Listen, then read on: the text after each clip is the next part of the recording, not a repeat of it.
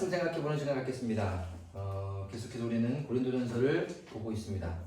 오늘은 고린도전서 8장 1절에서부터 13절 한 장을 통째로 볼 텐데요. 이 장을 읽고 나서 제가 갖고 있는 질문입니다. 발끝만 담그고 어떻게 살아야 하나? 우리가 읽어야 될 고린도전서 8장 말씀에는 이와 같은 문구는 없습니다. 제가 읽던 책 중에 제 마음에 와닿은 구절인데요. 이 구절이 오늘 고린도서 8장의 말씀과 좀 결부가 되어서 그런 질문을 던져보고 우리가 어떻게 살아야 하는가, 바울은 우리에게 어떤 삶을 권하고 있는가, 또 우리는 이 시대를 어떻게 바라보며 어떤 그리스도인으로 성장해 가야 되는가 라는 고민을 함께 해보고자 합니다. 발끝만 담그고 과연 어떻게 살아야 할 수 있을까요? 먼저 본문의 말씀 같이 한번 쭉 읽은 다음에 생각해 보도록 하겠습니다. 1절부터 읽겠습니다. 아멘.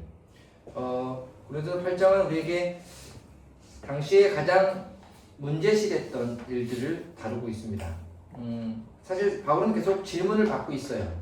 고린도 교회가 처하고 있는 다양한 어려움들, 이슈들에 대해서 본인이 해결하지 못하고 어떤 것이 옳은 것인지, 어떤 것이 정도인지, 어떤 것이 바른 것인지 모르기 때문에 사도 바울에게 질문을 했고, 바울은 거기에 답변하는 편지의 형식으로 고린도전서를 기록하고 있습니다.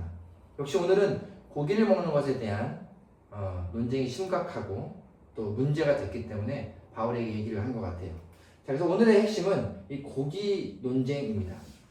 고기의 논쟁들을 왜 했을까라는 것을 먼저 기억해 볼 필요가 있어요. 자, 지금 우리 2026년을 사는 저와 여러분들이 고기 먹는 것에 대해서 아마 아무런 꺼리낌이 없을 겁니다. 혹시 고기가 되게 싫거나 고기를 안 드시는 분, 지금 시대의 베지터리안, 채식주의자라든지 아니면 비건 같이 극도로 어떤 생명에 관련된 것도, 피가 있는 것들은 먹지 않겠다, 이런 것이 아니고서야 고기 먹는 거 다 좋아할 거고요. 우리 오랜만에 고기 한번 먹자, 또 특별한 날이면 고기 먹자, 친구들이 오면 고기부터 사고요. 삼겹살, 최근에는 이제 소고기도 많이 먹게 됐죠. 예전에는 거의 명절 때만 먹던 건데, 혹시 여러분들 지나가다가 내가 아는 누군가가, 예수를 믿는 누군가가, 김집사, 이집사, 장집사, 양집사, 이런 온갖 집사, 장로, 권사, 목사님들이 고깃집에서 고기를 구워 먹는 걸 보면서 실족하신 적이 있습니까? 뭐야, 우리 담임 목사님 고기 드셔. 와, 정말 어떻게 그럴 수 있지? 아마 요즘에 교회들 횡령, 성 문제 여러 가지들 막 시끄러운데요. 어느 기사에도 총회장이 고기를 먹었다, 이런 기사는 없습니다. 그러니까 지금 우리는 고기를 먹는 게 전혀 문제 삼지 않죠. 자, 그럼 제가 이렇게 한번 질문을 드려볼게요. 어떤 목회자든, 어떤 집사든, 장로든, 여러 성도들 앞에서 저는 베지테리언입니다. 저는 하나님 앞에서 절대 고기를 먹지 않기로, 먹는 것이 죄는 아닌데 저는 먹지 않기로 했습니다. 저는 고기를 먹지 않고 생물을 사랑합니다. 저는 고기를 먹지 않을 겁니다. 라고 이야기를 했어요. 모임 속에서 저는 고기 안 먹어요. 이 사람은 고기 안 먹어요. 라고 했어요.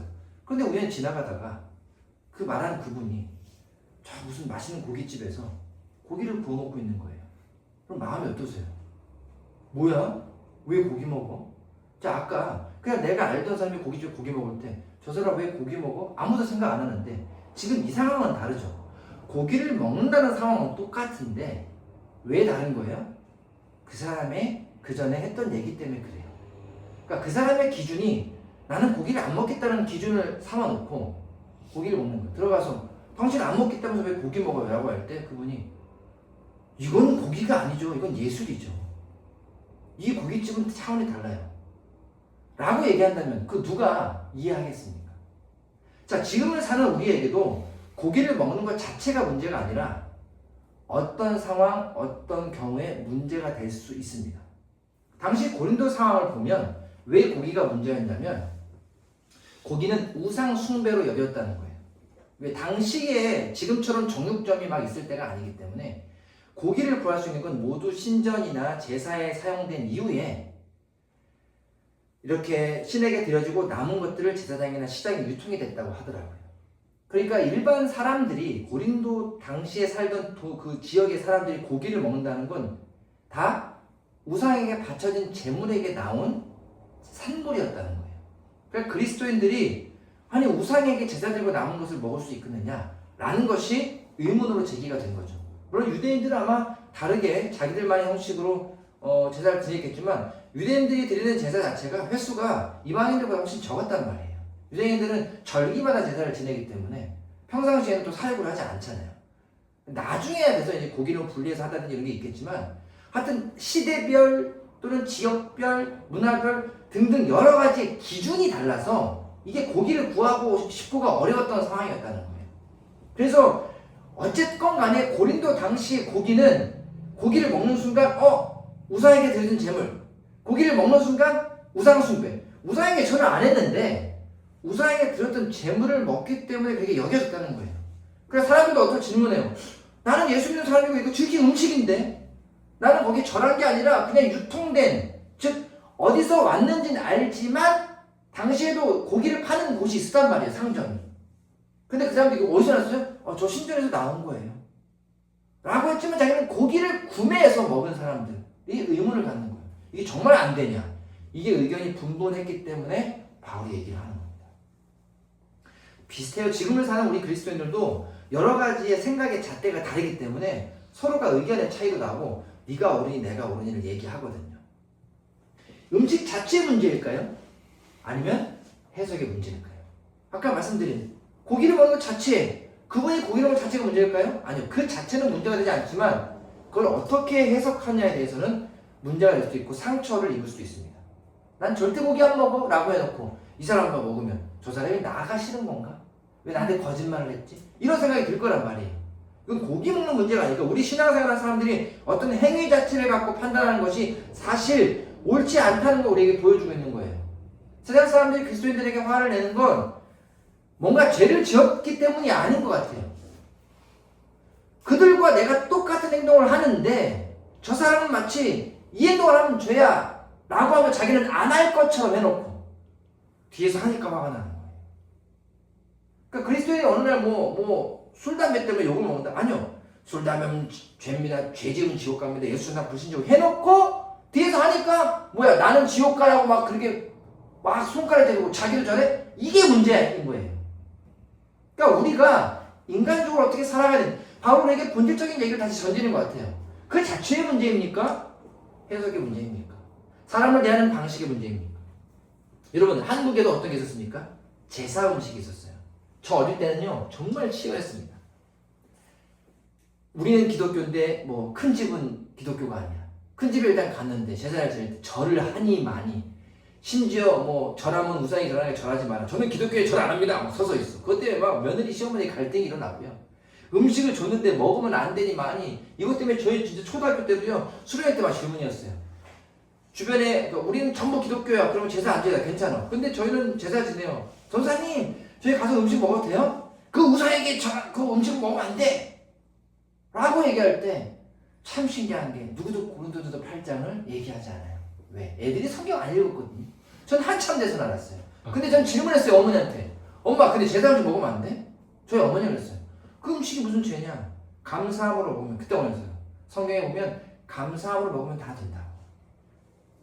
음식을 준비한 저 큰어머니의 손길, 그리고 맛있잖아요. 근데 제가 그랬어요. 제 마음에 교회에서 그렇게 전사님이 가르치는 것 때문에 어떤 마음이냐면 엄마는 괜찮다고 하는데 제 마음에 왠지 들은 풍을 있잖아요. 먹으면 안 된다고 그랬는데.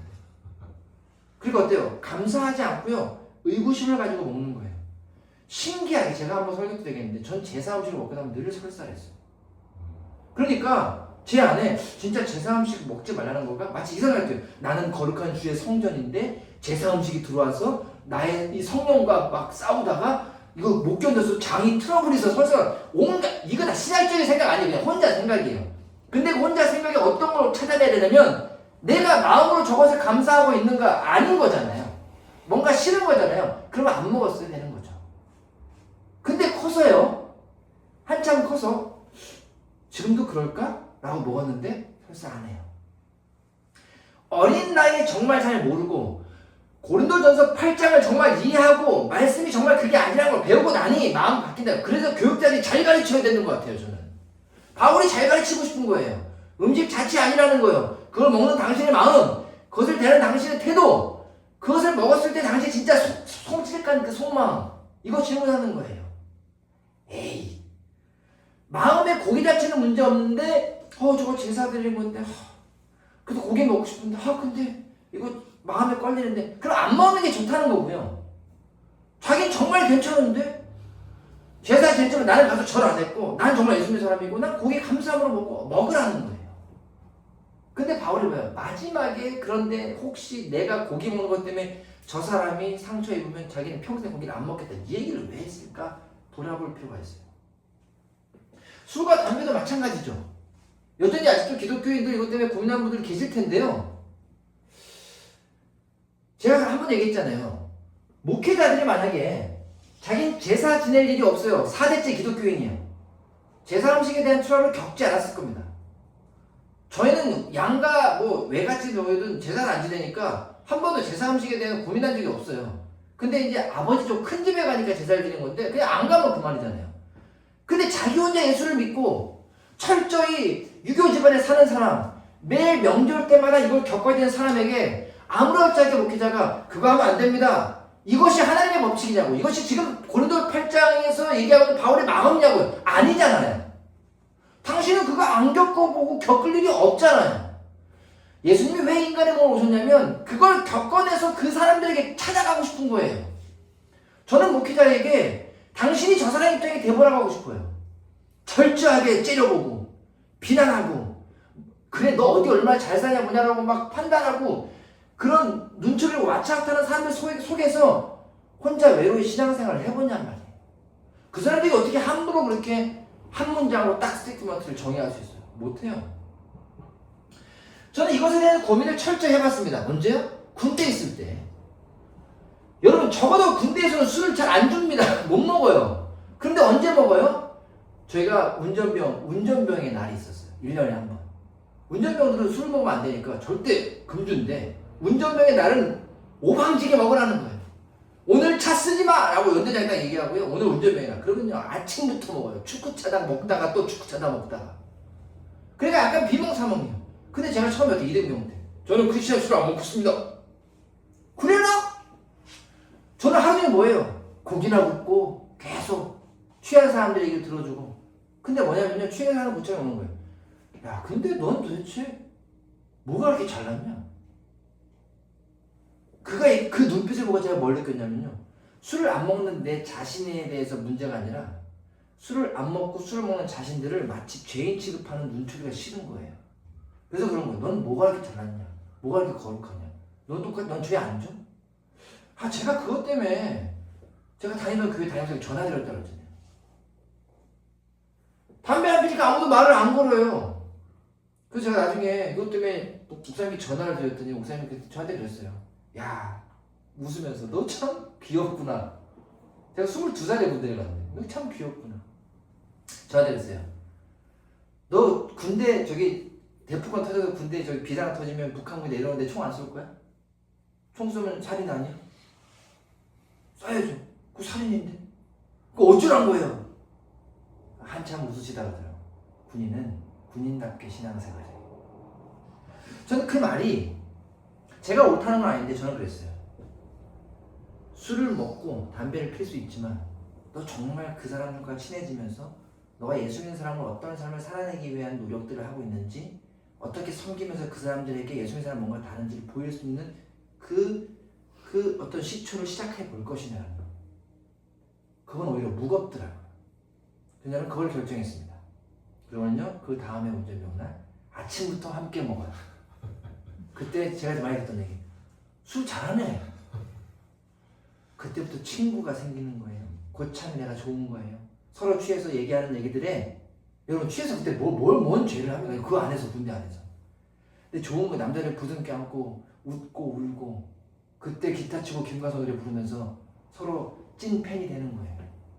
그러니까 뭐 하는 줄 알아요? 야 이번 주에 나도 너 따라서 교회 가볼게. 여러분 이건 엄청난 거예요. 이걸 저한테 옳으니 그르니라고 얘기한다면요 저는 그래요. 당신도 22살에 705 특공대 가서 병사로 들어가봐. 그리고 얘기해. 누구도 알 수 없는 거예요. 처음엔 담배를 그냥 들고 서 있었어요. 그러니까 자꾸 저랑 얘기하고 싶으니까 와서 들고만 서 있으니까 눈치가 보이잖아요. 답답하잖아요. 한 번 두 번 피기 시작해요. 그러니까 군대 때 담배를 폈어요. 예배가 끝나고 나오잖아요. 신기한 일이 벌어집니다. 김집사, 이집사 서로 막 그때 교회니까 집사로 이게 계급이 달라도 딱 모여서 군 교회 앞에서 담배를 딱 피면서 오늘 설교가 어땠고 오늘 말씀이 어땠고 이 진짜 신기한 광경이거든요. 근데 저는 그때 말했어요. 군인은 군인답게 신앙생활해가 이런 건 아닐까. 저는 분명히 말했습니다. 옳고 그르고를 성경적으로 답을 드리는 게 아닙니다. 그건 성경적인 답을 들 수도 없습니다.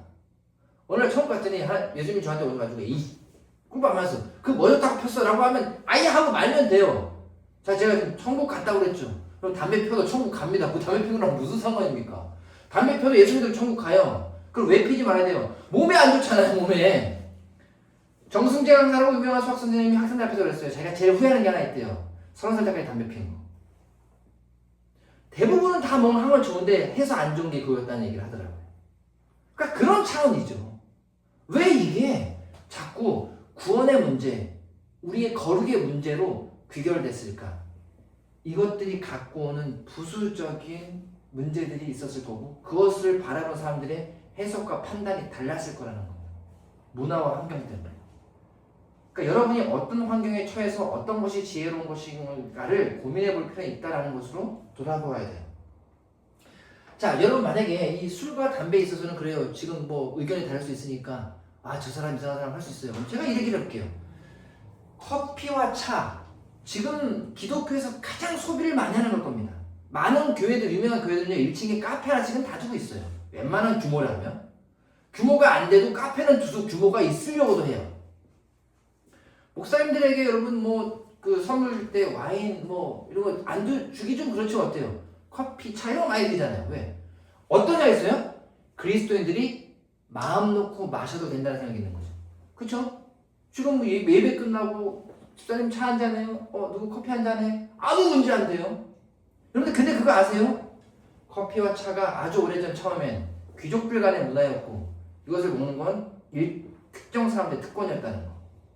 그리고 그 당시에는 누구나 커피와 차를 마시지 못했다면 커피와 차를 마음 놓고 먹는 사람들이 과연 아무렇지 않게 오케이 됐을까요? 여러분 우리나라 교계를 생각해 보세요. 과거에 한국교회 초대 아주 가난하고 힘들 때 만약에 목사가 골프를 치러 다녔잖아요. 욕먹었어요. 근데 지금 목사가 골프 치다 욕먹어요? 아니요. 당시 교회가 어렵고 힘들어서 가난한 사람들이 왜 교회가 헌신하고 그런 목회자들이 있을 때 목사님들이 고급차 타면 욕먹었어요. 근데 지금 목사님들 벤츠 타면 욕먹어요? 욕하는 사람도 있겠지만 목사가 타도 되는 사람도 있을 거라는 거예요. 엄청 변했습니다. 지금 어떤 목사님은요 뭐 양복 한 벌에 몇백만 원짜리도 있는다고 그러고 식사 한 끼에 몇십만 원짜리 먹는다고 하잖아요. 근데 여전히 어때요? 여전히 그렇지 않은 목회자도 있는 거예요. 적어도 너무 차이난다. 부유한 교회랑 가난한 너무 차이나 이런 것 때문이지 목사가 고급차를 타냐? 목사가 어떻게 커피를 마셔? 목사가 어떻게 뭐 어떤 그런 스포츠를 이렇게 얘기는 안 해요. 시대가 변한다는 거예요. 그러니까 이 잣대도 지금은 변했다는 거예요. 그러니까 예전에는 그리스도인들을 이혼하는 것에 대해서 많이 불편하게 생각했는데 지금은 안 그래요. 그것을 성경이 변해서가 아니라 생각이 변했다고요. 그러니까 이 변해가는 과정들을 통해서 우리가 언제까지 거기에 안주하고 그것 때문에 프로텍티브 되어 있고 어느 날 그게 없으면 불안할 거냐는 거. 도대체 본질과 우리 속마음과 우리의 진짜 노력이란 무엇이냐는 질문이 있고요. 결국 뭐냐면 본질적 마음의 문제라는 거예요. 이게 오늘 고린도전서 8장을 읽으면서 우리가 가져내야 될 생각이 본질적 마음의 문제가 무엇인가?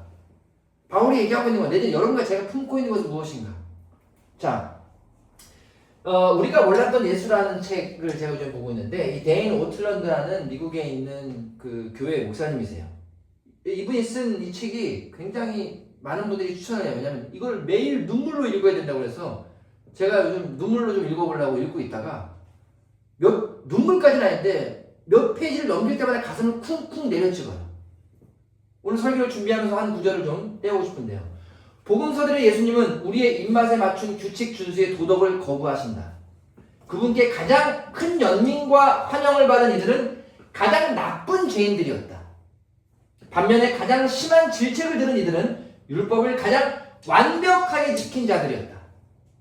여기서 요지는 죄를 지으라는 것이 아니고 도덕으로 자존감을 높이려는 어리석인 시도를 그만둬야 한다는 것이다.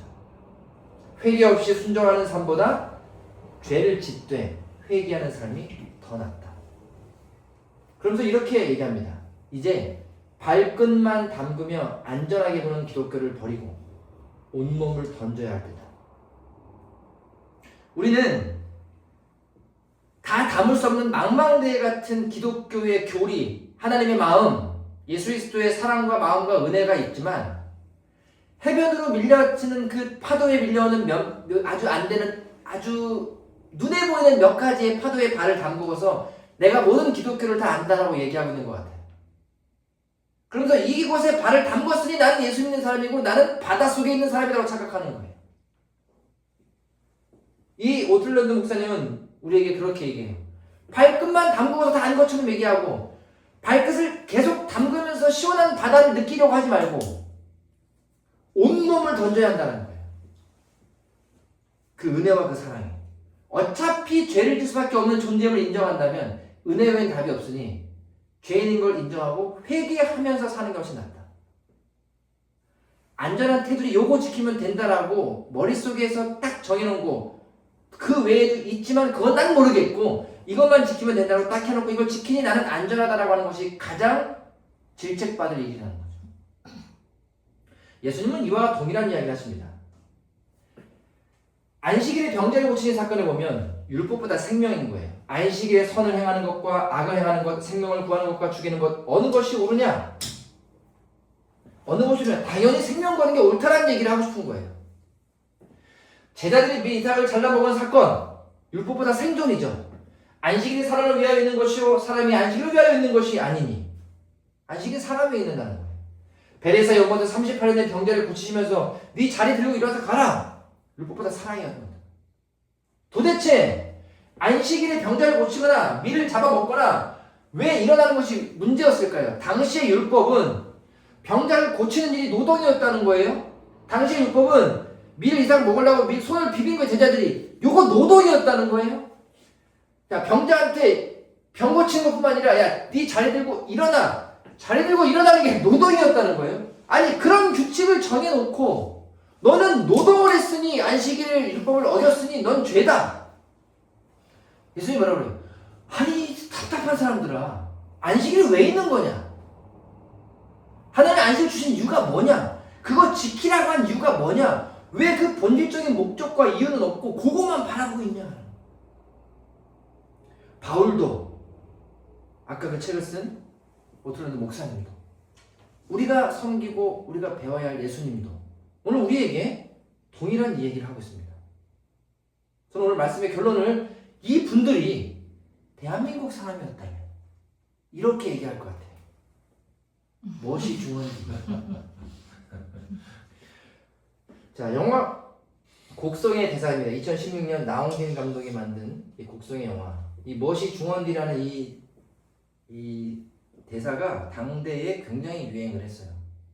그래서 찾아보니까 많은 연예인들이 패러디를 했고요. 아, 무엇이 중원디? 사투리를 하지 못하는 저 여사 같은 완벽한 서울 사람도 구사하게 되는 멋진 표현이죠. 한 번 더 합니다. 도대체 무엇이 중요하냐고. 여러분, 이 곡성의 대사가 저는 고린도 8장을 대한민국 사람으로 이해한 핵심 주제인 것 같습니다. 예수님이 한국 사람이었으면 이랬을 것 같아요. 아휴, 야, 뭐가 이렇게 중요하냐? 사람 살리려고 한 건데, 내 자녀 살리려고 한 건데. 예수님이 그러니까 자기 피 흘리시면서 야, 내 목숨 그게 뭐가 그렇게 중요하냐? 내가 죽어서 네가 산다는데. 그게 아버지 마음인데. 바울도 마찬가지. 뭐가 그렇게 중요하냐? 고기 먹고 하면 뭐가 중요하냐? 내 이웃이 산다는데. 안 먹는 게 뭐가 중요하냐? 안 먹어야 제가 좋다는데. 먹어도 되고 안 먹어도 되고. 그게 중요한 게 아니고 이 사람이 사는 게 중요하다. 여러분 삶에 갖고 있는 여러 가지 여러분이 만들어놓은 타인이 만들어놓은 율법 때문에 혹시 물려 계십니까? 예수님의 사랑으로 얘기 드리고 싶습니다. 무엇이 중요한지 여러분이 예수님 안에서 참 좋은 그리스도인으로 산다면, 여러분의 주변의 사람들이 여러분 때문에 그리스도인 되어갈 수 있다면 뭐가 그렇게 중요하겠습니까?